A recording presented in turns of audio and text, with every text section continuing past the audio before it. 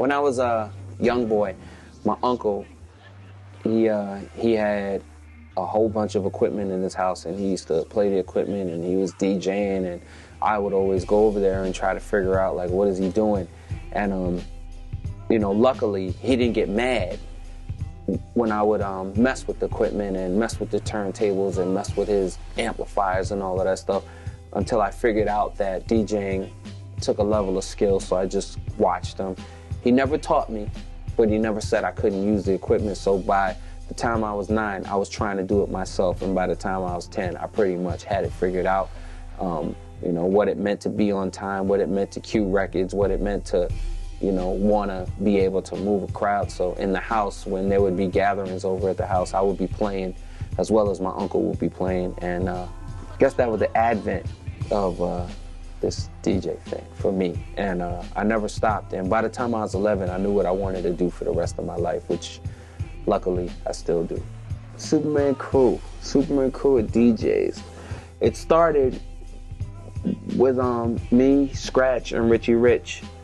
And it was because we just were a crew of DJs who worked with each other to make each other better all the time. And then it branched out. We brought in DJ Aladdin, we brought in DJ Miz, we brought in Plastic Man, we brought in Tone Be Nimble, we brought in Muggs. But the idea was to help each other get better and to rep each other. So in our world, none of us were less than each other, and none of us was better than each other. We were all down together. And it wasn't to go against any other crews, because at that point there were no crews. You know, it was about being a solidarity of DJs that really gave a damn about each other. And we just cared about being better DJs than regular guys. Where they are now, well, one of the main things that I promoted with building this crew was knowing what you're worth and knowing that what you're doing can feed your kids. So it wasn't about us going out and conquering the world. It was about us understanding what it is and the power that we held as DJs.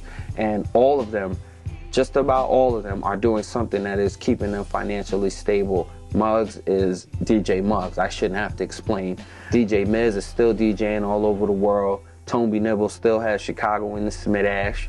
Plastic Man is still DJing. Richie Rich is out in Arizona killing them. Scratch, I shouldn't have to tell you who Scratch is. I mean, my crew of DJs probably put out some of the best DJs to ever really, really do it. And actually, the guys that are probably the most financially stable. You probably won't see another crew of DJs that were financially minded like the crew that I created. And I mean, that's what it is. We're out there trying to take care of our kids and feed our families and have fun and love the music. That's what we're doing.